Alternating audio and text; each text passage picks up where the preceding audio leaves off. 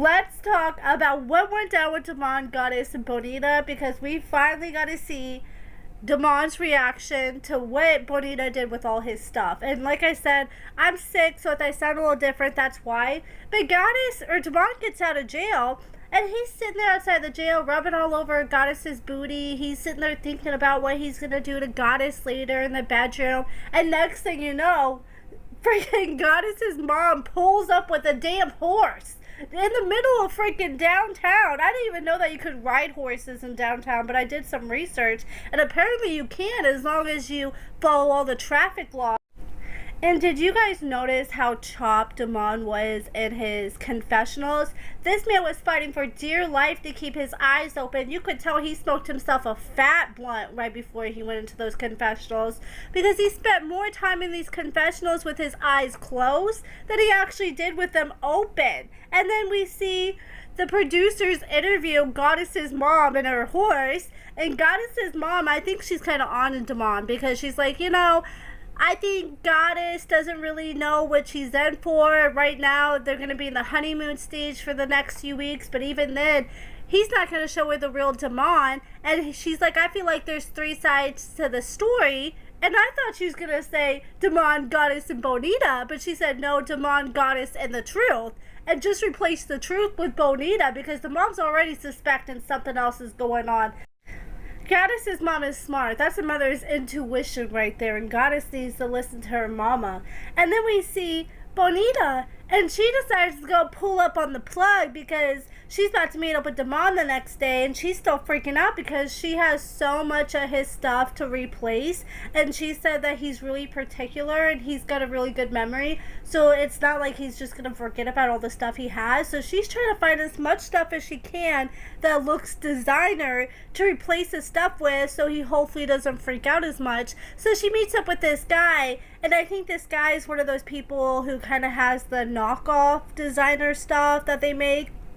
And he was showing her all these different glasses and these shirts, and like she could get these like inspired Gucci glasses, sunglasses for $30. So she got herself a few things, but even then, with the little amount that she got, I feel like that's still not gonna be enough. Like, it's gonna be enough to be like, okay, I got a little something, but it's definitely not gonna be enough where he is not gonna notice the massive dent and his stuff that's missing.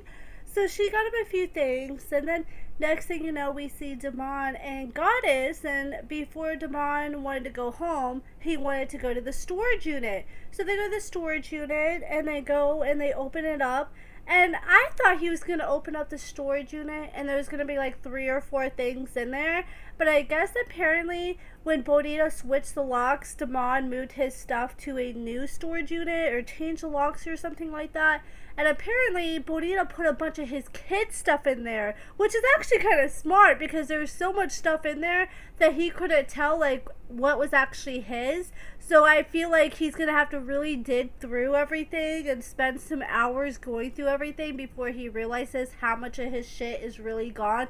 But he could tell from first look that a lot of it was his kids' stuff. A lot of it was, like, his kids' ride-on vehicles and stuff like that. But he could still tell, like, okay, where's this? Where's that? He was looking for a lot of things that he couldn't find that he is upset about, and I feel like we're really going to get his reaction later on. And then we see him go back home with Goddess, and then they decide to get freaky. They jump in the shower together, and they decide to enjoy their time together, which I don't blame him or her for wanting him to get in the shower first. I mean, clean the damn person off you first. I don't get how some of these girls get out and want to jump right into the bed without having their man take a shower first.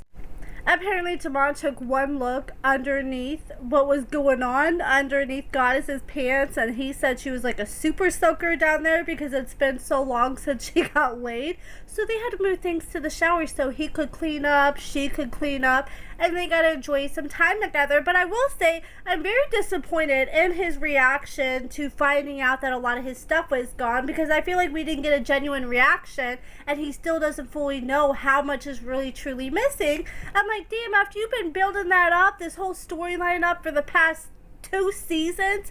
I feel like they should have had him give us a better reaction and really take time to go through things. And I hope they eventually do get there and make him go through everything one by one, or move all the kid stuff out so he can truly see how much stuff he has left over after everything. And now let's talk about Rich and Felicia. I don't want to talk about them in the whole episode because I didn't watch like the last parts with them, but I just want to talk about mainly the hotel. So Rich went to this hotel, dropped $500 on this fancy ass hotel for a night, and he sat there and took Felicia up to the room. And this man has one thing on his mind. He's trying to take Felicia to Pound Town. But once he gets up to the room, he sits down next to Felicia, and Felicia was like, okay, well, I'm going to get in the shower, but I'm going to let you know now that we're not sharing a bed. Yeah, you may have just dropped $500 on this hotel room, but you don't get to sleep in the bed. You're going to sleep on the couch. And he was like, what?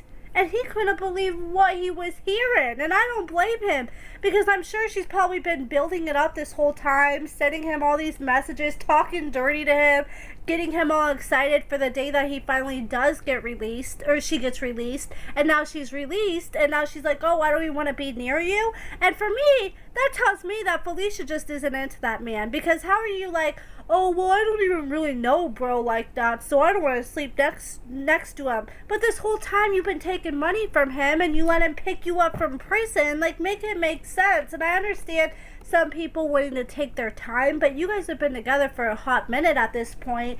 And it's giving user vibes to me, because they have a long distance relationship. So he's going to have to go back to Texas, and they're going to be living in different states for months apart from each other. So I feel like if you really wanted to do it with your man, you would just be like, okay, we're going to enjoy ourselves for this night and try to make the best of our time before he has to go back and we're having this long distance relationship again.